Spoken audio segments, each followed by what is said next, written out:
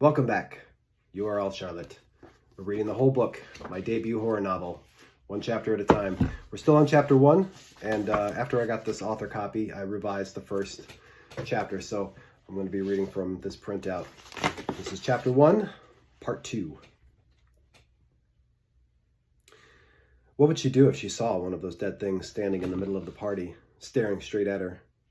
Scream? Cause a big scene and embarrass both herself and Sarah? Crazy Magda, all right. Her heart thumped and her skin grew hot. But no, this whole subdivision was brand new, she reminded herself.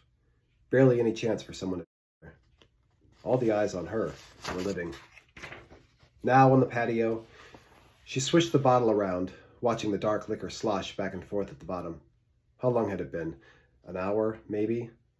Well, Sarah had vanished somewhere in the party, and now the rum was vanishing. Chilly tonight, said a voice behind her. Magda nearly dropped the bottle. A woman stepped out onto the back deck, long blonde curls cascading down a slender neck. She was older than Magda, but not by much. 5 years, maybe less. Her flannel shirt, unbuttoned low enough to show cleavage, was tucked into a tight pair of jeans from which she pulled a crumpled pack of cigarettes. Camel Lights. Magda sold enough of them every night to know the box without seeing the name. She also knew the blonde, although they'd never spoken. This was, after all, Bridget's party.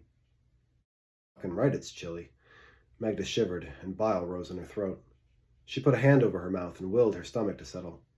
The last thing she needed was to puke on this woman's porch. Bridget worked with Sarah at Food Lion, and her family had moved to Mount Bonner recently from Arkansas? Or was it Arizona? Hell, maybe Albania.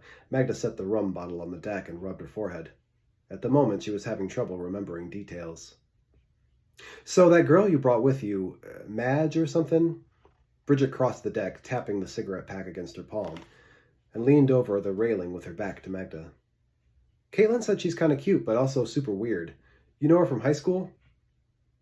She lit the cigarette with a plastic lighter from her pocket, and the fog lit up around her with an orange glow.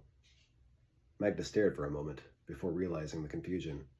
Sarah was a couple inches taller, and her hair a shade or two darker than Magda's own chestnut locks, but otherwise the girls could have been sisters, or at least cousins. My name's Magda, actually, she said, and high school was 2 years ago. Bridget whirled around, coughing on smoke. Oh, she laughed. I'm stupid, huh? From behind I thought you were Sarah. I know. I get it a lot. And we'll leave it there today. We'll be back tomorrow for more of You Are All Charlotte. Thank you.